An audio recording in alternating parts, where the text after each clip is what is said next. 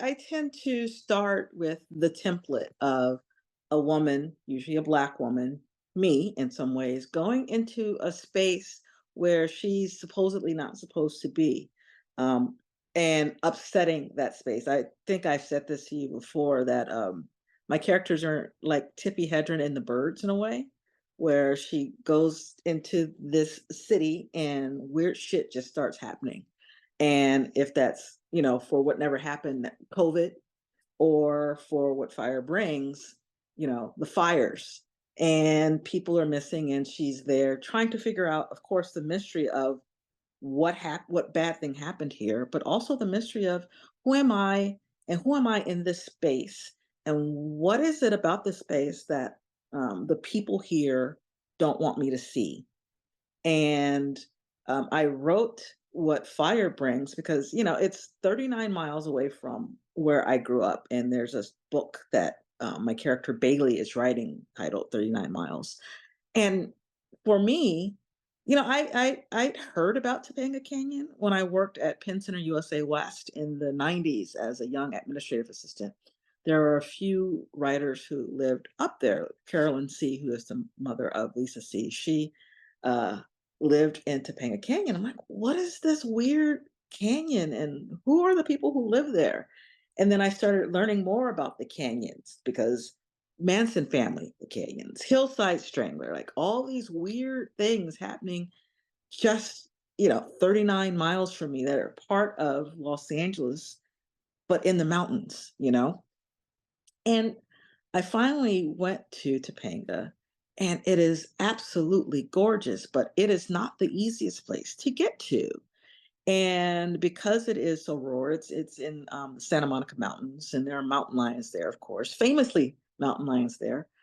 It's if you're not used to that kind of living, it's kind of hostile, just in its beauty and its remoteness, and of course price. And so you don't see a lot of Black folks up there. I remember driving that first time. It's a two-lane highway to get up there. And it's curves and curves and mountains and cliffs and all the rest of it. And I wanted to ooh and ah and say, oh, look how beautiful this is. But then if I did that, I risk going off the side of the mountain.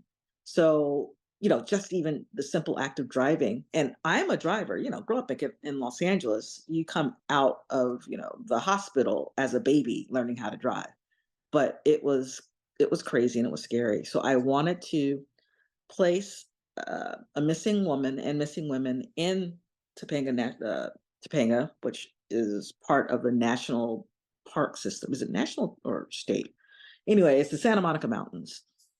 And then send someone up there who believes that she is a private investigator searching for a missing woman into the space where women have disappeared. And doing this all at the start of fire season. So there's a time clock on her having to find this woman before she's found out, and then having to find a woman before the entire mountain burns up. And I placed it in a real time, and it was 2021 when that fire that the whole world saw, the 405 freeway basically engulfed in flames, which was crazy thinking about it. So I put it during that time where it was very, otherworldly and kind of scary. Even for those of us who live in the hard concrete city, it was a scary fire. This character needed to be, this story, this setting demanded that character. I mean, I remember going to, my daughter goes to school in Oregon, and, I grew up here in Los Angeles where there are like two types of seasons, and we don't do snow. And I remember I've seen it, I've been in it, but I've never seen snowfall from the ground, right? And so was it last year, 2023, we were in Oregon in February, and they were supposed to get snow, and it was supposed to start snowing at 3:30 in the morning. I set my alarm to wake up at 3:30 in the morning, and I went down to the lobby of the Holiday Inn Express, and watched in amazement as snow fell from the sky my very first time. And there's a hotel, worker taking a smoke break, and she's looking at me like, arms out, looking at the snow in amazement. There are not many people, who would be for that story. It had to be someone like me who has never seen snow and willing to wake up at 3:30 in the morning to look at snow and be amazed by it.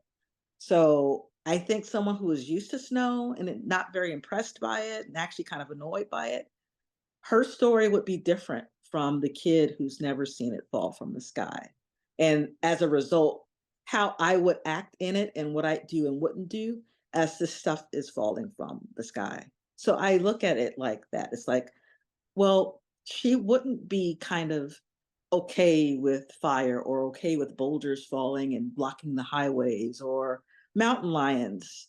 She's scared. She's going into this space and she doesn't know it. Trees, I remember taking my daughter to Oregon for the first time, and it was so dark and there's so many trees, and it freaked me out because of all the darkness and all the trees. And here I am, living in the middle of Los Angeles, being okay with walking at night, but darkness and trees freak me out. So, someone who's used to the forest and everything would react differently, just as they react differently to being in the middle of the city. So I'm very intentional about the settings because I want a certain reaction, for my characters. So, what Fire Brings is about Bailey Cunningham, who is a new detective, or so she believes, a new detective who is on her first case to find Sam. Sam is this kind of community activist who searches for the missing. She tries to bring people home, but now Sam is actually missing, and she's missing in a part of the Santa Monica Mountains where a lot of women had gone missing. And she's up there, meaning Bailey is up there, posing as a novelist, a new novelist, and she is at a writer's residency with a best-selling author named Jack Beckham. Now, Jack, his estate is in this area where Bailey is looking for Sam, and he may or may not know something about it, but it's a way to get to get Bailey up to that part of Topanga to look for her missing friend.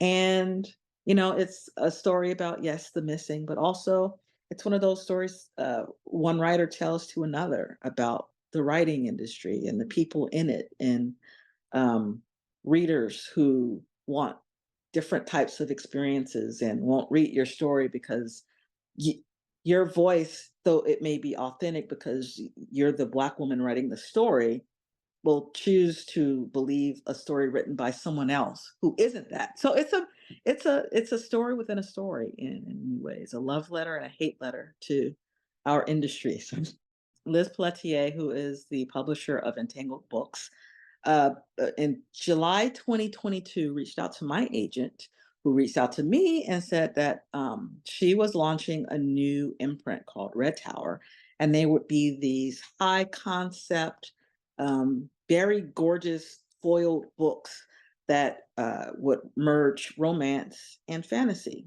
And she knew about my long writing career, and my agent Jill had been wanting me to do something with Liz, but we never could figure out what it was until then, when Liz reached out to Jill and said, "You think Rachel would be interested in helping me launch this imprint?" And when Jill comes to me and Liz, who is a genius, says that she wants to work with me, I'm going to say yes. I'd never written a romance, I'd never written a fantasy, but I figured, well, I like telling stories and I like telling stories in different ways. And I want to learn, who knows where this will lead. And so, I didn't have a trunk novel in either genre. So this was my first outing for both. And it was so hard. It was wonderful. And I'm having fun. There are going to be four books. It is a series, a duology. So two from one point of view, two from the next, but it's probably the hardest thing I've done. Of course, sticking to my template, This is a story about a young woman who wakes up in a forest outside of this stinky little town, and she doesn't remember who she is, why she's there, and why she needs to reach this place called Mount Devour. And in that, it has mystery crime tropes, the who, what, where.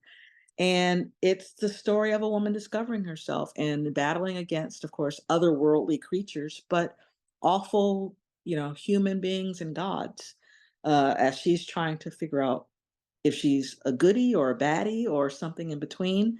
And I thought last year, this time, I was finishing the draft that I thought I'd be done because it was 120,000 words. I write pretty big anyway. My mysteries tend to be about 100, 110,000 words. Little did I know that was not enough.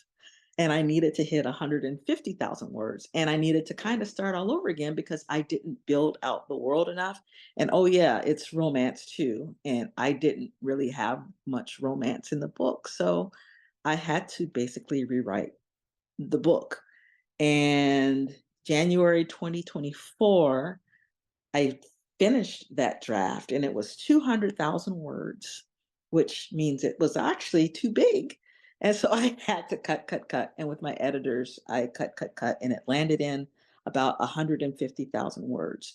Now, at the same time, I'm doing this. I'm also writing my mystery book. I'm launching a new procedural, which comes out, the first comes out next summer, May. So I'm writing this story, this mystery, while I'm writing this romantasy, but also I'm still dealing with grief. My father passed in September. And this is after, of course, my mother-in-law and my father-in-law passing before then. So I'm kind of just in some and I also have my full-time job still. So in a way, I'm experiencing a lot of what Bailey does and what fire brings. And it's kind of like this disconnect from the world where you're moving, but you're not sure how you got to that place over there or why you're in this space. Kai is our protagonist in the last one, and she knows she is more than the humans around her, but she doesn't know exactly what that means.